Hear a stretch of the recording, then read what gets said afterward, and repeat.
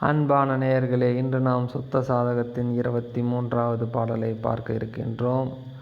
சீவ சிற்றறிவும் முக்தர் அறிவாய் திகழ்ந்திடின் உடன் மருள் வடிவு தாவரு ஓங்கார வடிவாகும்.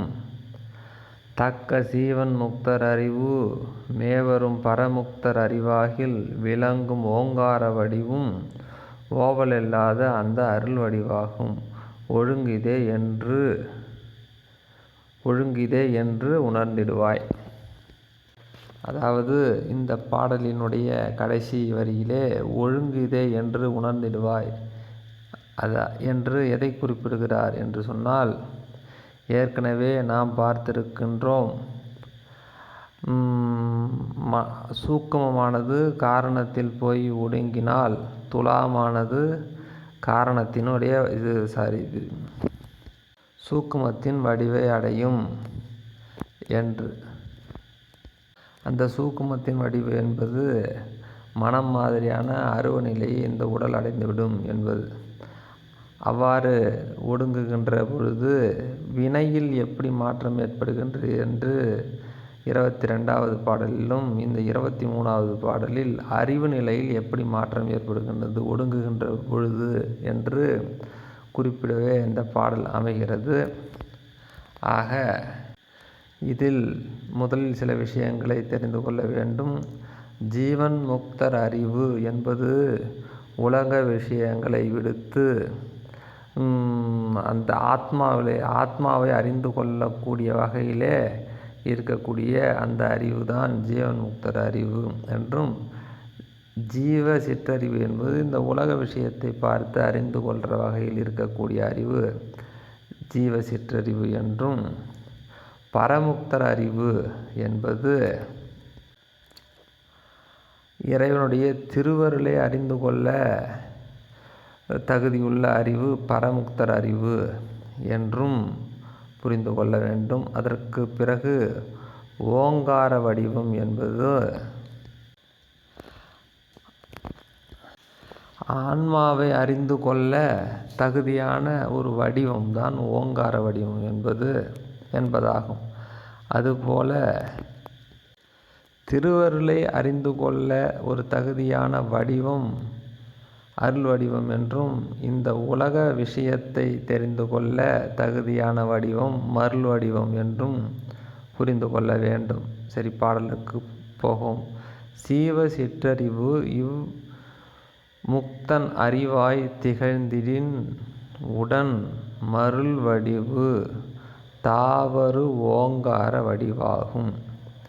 ஆக இந்த ஜீவ அறிவு ஆனது ஜீவன் முக்தன் அறிவாய் திகழ்ந்திடின், ஆக சாதாரண நிலையில் இருக்கக்கூடிய இந்த மனிதன் ஜீவன் முக்தன் என்று சொல்லக்கூடிய அந்த அறிவுக்கு, அதாவது ஆன்மாவை அறிந்து கொள்ளக்கூடிய அல்லது நித்திய பொருளை அறிந்து கொள்ளக்கூடிய அறிவுக்கு அவன் மாறிவிட்டான் என்று சொன்னால் இந்த மருள் வடிவானது ஓங்கார வடிவாக மாறிவிடும் என்றும், ஓங்கார வடிவு என்பது அந்த ஆன்மாவை ஆன்ம தரிசனம் செய்யக்கூடிய அந்த வடிவாக மாறிவிடும். அந்த ஓங்கார வடிவத்தில் இருப்பவனுக்கு இந்த உலகம் தெரியாது, ஆன்மாதான் தெரியும்.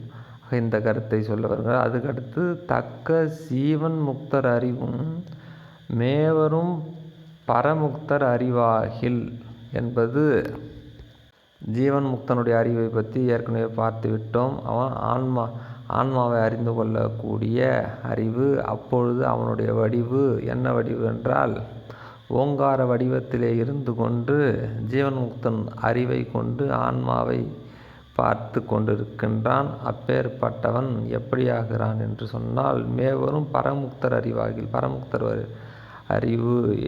பரமுக்தர் அறிவு என்பது திருவருளை தரிசிக்கக்கூடிய அந்த அறிவாக அவன் உயர்ந்து விட்டான். ஆனால் அப்பொழுது அடுத்தது வரி விளங்கும் ஓங்கார வடிவும் ஓவல் இல்லாத அந்த அருள் வடிவாகும் என்பது. ஏற்கனவே ஓங்கார வடிவு என்பது ஜீவன் முக்தனுடைய வடிவம். அந்த வடிவம் எப்படி மாறிவிடும் என்றால் ஓவல் இல்லாத, அதாவது குறைவில்லாத அந்த அருள் வடிவாகும் அருள் வடிவத்துக்கு மாறிவிடும். அப்பொழுது அந்த அருள் வடிவத்திலே இருக்கக்கூடிய அறிவு பரமுக்தர் அறிவு, அவனுடைய வடிவம் அருள் வடிவம். இப்படித்தான் சாதாரண இந்த மனிதன் முதலில் ஜீவன் முக்தன் நிலைக்கு ஓங்கார வடிவத்திலே ஜீவன் முக்தன் அறிவிலே ஒரு படி ஏறி 2வது படி அருள் வடிவத்துக்கும் பரமுக்தர் அறிவாகி அருள் வடிவாகி அந்த அருள் வடிவிலே அருள் வடிவை அடைகின்றான் என்கின்ற இந்த முறையில்தான் நடக்கிறது அறிவிலே என்று அந்த ஒடுக்க விதியை விளக்கி கூற அறிவு நிலையிலே எப்படி மாற்றம் ஏற்படுகிறது என்றும் வடிவு நிலையிலே எப்படி மாற்றம் ஏற்படுகிறது என்றும் விளக்கி கூறுகிறார். ஆக இதனுடைய சுருக்கமாக சொன்னால், முதலிலே மருள் வடிவு இவனுக்கு இருக்கிறது இந்த உலக விஷயத்தில் தெரிந்து கொள்ளக்கூடிய சிற்றறிவு. இது நித்திய விவேகம் செய்து என்னவாக மாறி ஜீவன் முக்தர் அறிவாகவும் அவன் ஓங்கார வடிவத்துக்கும் மாறுகின்றான்.